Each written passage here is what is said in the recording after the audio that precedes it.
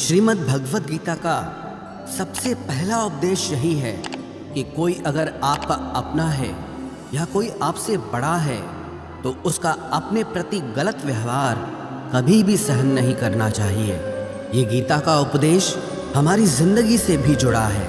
हम भी अपने मन की अधिकतर तकलीफों को ये सोचकर जिंदगी भर सहते रहते हैं कि ये तो मेरा अपना है, ये तो मेरा बड़ा है, इसको हम कैसे कुछ कह सकते हैं।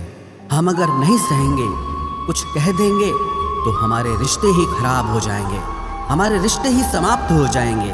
पर सोचने की बात यह है कि उस व्यक्ति को आप अपना कैसे मान सकते हैं जो आपकी तकलीफ़ों की वजह हो। अपना तो वो होता है जो हमारी तकलीफ़ों को दूर कर दे। तो गीता का ये उपदेश है कि किसी को भी अपना फ़ायदा मत उठाने दो, किसी को भी खुद पर जुल्म मत करने दो, क्योंकि आप जितना सहेंगे लोग आपको उतना सहने के लिए और मजबूर करेंगे।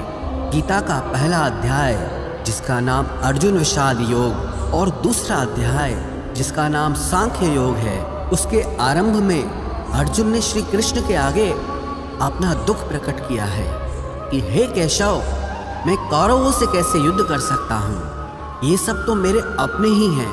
मैं कैसे भीष्म पितामह और द्रोणाचार्य से युद्ध करूँगा, क्योंकि वो दोनों मेरे पूजनीय हैं। इसलिए इन गुरुजनों को मारने से तो अच्छा है मैं भिक्षा के अन्न को खाकर अपने जीवन का गुजारा करूं।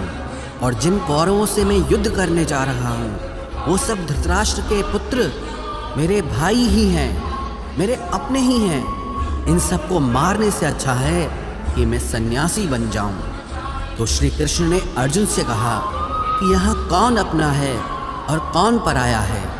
जो अधर्म करता है उसके साथ युद्ध करना तुझे मोक्ष और मुक्ति देगा। तू अपने इस मन के मोह को त्याग दे, नहीं तो सारा जग तेरी निंदा ही करेगा, तुझे डरपोक कहेगा। बात अपने पराये की नहीं है, बात धर्म और अधर्म की है, बात सही और गलत की है। अगर तू गलत को सहेगा, उसका अंत नहीं करेगा, तो गलत करने वाले को और बल मिलेगा, वो और भी गलत करेगा।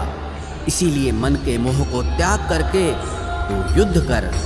महाभारत की एक और कहानी भी है। जब अर्जुन के पुत्र अभिमन्यु की युद्ध में मृत्यु हो जाती है तब अर्जुन बहुत दुखी होता है, रोने लगता है। वो श्री कृष्ण से कहने लगा कि मेरा पुत्र अभिमन्यु मर गया है, मैं ये दुख बिल्कुल भी सहन नहीं कर सकता, मैं भी अपने आप को समाप्त कर लूँगा।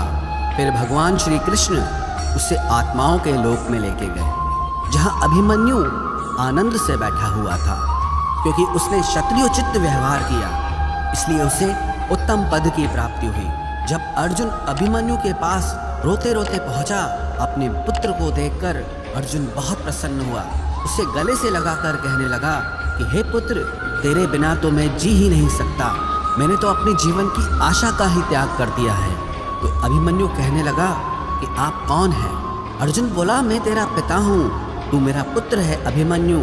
तो अभिमन्यु कहने लगा कि कौन पिता कौन पुत्र, मेरे हजारों जन्म हुए हैं, किसी जन्म में आप मेरे पिता बनते हैं और किसी जन्म में मैं आपका पिता बनता हूँ। आत्मा का न कोई माता होता है न कोई पिता होता है। जब अर्जुन ने देखा कि मेरा पुत्र मुझे पहचान भी नहीं रहा तो उसका सारा मोह खत्म हो गया। इसलिए गीता के इस उपदेश को ठीक से समझ लो कि यहाँ कोई अपना पराया नहीं है। जो बुरे वक्त में, तकलीफ के वक्त में हमारा साथ दे, सिर्फ वही हमारा अपना है, बाकी सब पराया।